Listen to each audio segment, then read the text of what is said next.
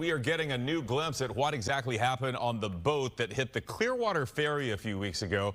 The passengers aboard Jeffrey Knight's boat detailed the moments leading up to that crash and what happened in the moments following. Fox 13's Evyn Moon secured the FWC search warrant today and looked over it, and she has the latest details.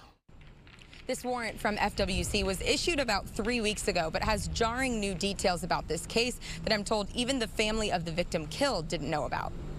The warrant issued for this 37-foot center console owned and driven by Jeffrey Knight, who is known to many as the former owner of Janice Live concert venue. Look, there's a lot of things in this search warrant that spell trouble for Knight. The warrant seeks evidence from electronically recorded data like speed, engine trim, fault codes, GPS data, and any other physical evidence from that night.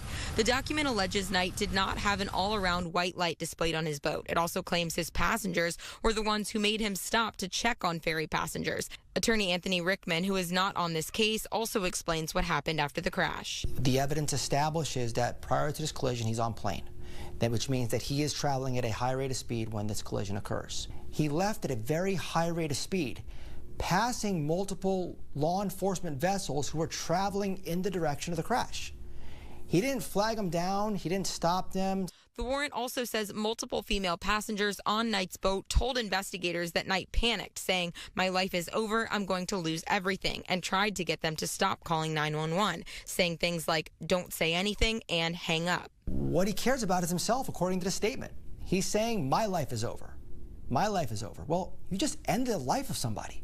And not only ended the life of somebody, you've also injured other people on that vessel. I did reach out to a spokesperson for Jeffrey Knight's attorney, who said authorities have had possession of the vessel since the night of the incident when he voluntarily handed it over to them. Any data will only confirm what he said all along. Knight has previously said he did render help tying up to the ferry boat for a period and telling his passengers to call 911. He said he returned to the dock when he was taking on too much water, something some of his passengers also said wasn't true. One said there was a small amount of water. Another said she doesn't remember her feet being wet.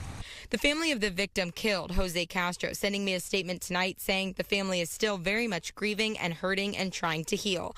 All we want now is justice for Jose. Thank you for everyone's support. We need justice for him. We need justice for these girls that he's leaving behind. It is important to note that in the warrant, Knight said, quote, "Where were the lights?" talking about the ferry. That was also mentioned in a 911 call from one of Knight's passengers, that the ferry didn't have lights on.